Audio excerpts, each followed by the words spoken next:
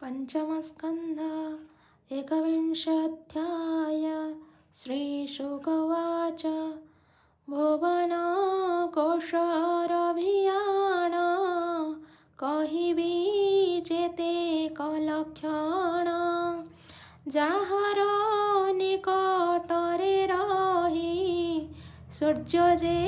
ତ୍ରୈଲୋକ୍ୟ ତାପଇ ଅତ୍ୟନ୍ତ ବେନି ଭାଗ ହୋଇ ଉତ୍ତର ଦକ୍ଷିଣେ ଭ୍ରମଇ ମାଲକ୍ଷ୍ୟ ପହବେନି ନାମ ବିଷ୍ଣୁ ଭବନ ଭୋରାଜନ दिवाकर से रक्ष जेते दीर्घ जे परिजन्ते विशुद्ध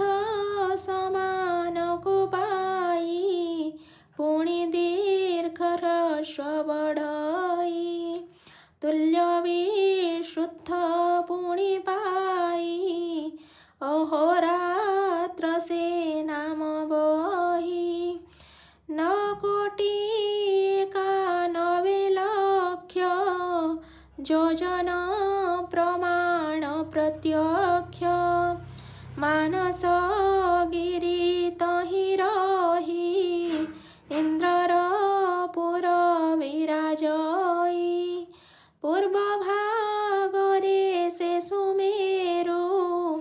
देवध्यान नाम जहिरु जमरपुर ता दक्षिणे विराजे संयमनि नामे पश्चिमपुर वरुणर निम्नचित नाम ताहार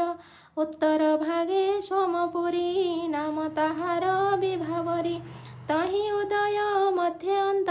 ए तीनि काल जे विदित प्राणी प्रवृत्ति निवृत्ति रे सुमेरु चतुर दिगरे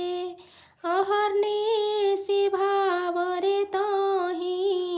प्राणींक सुख प्रद होई वामावर्तक प्राय तहि नित्य आदित्य जे भ्रमई उदय काले जे लक्षण अस्तकालरे सेहि पूर्ण 2 कोटि 12 योजन लक्ष्य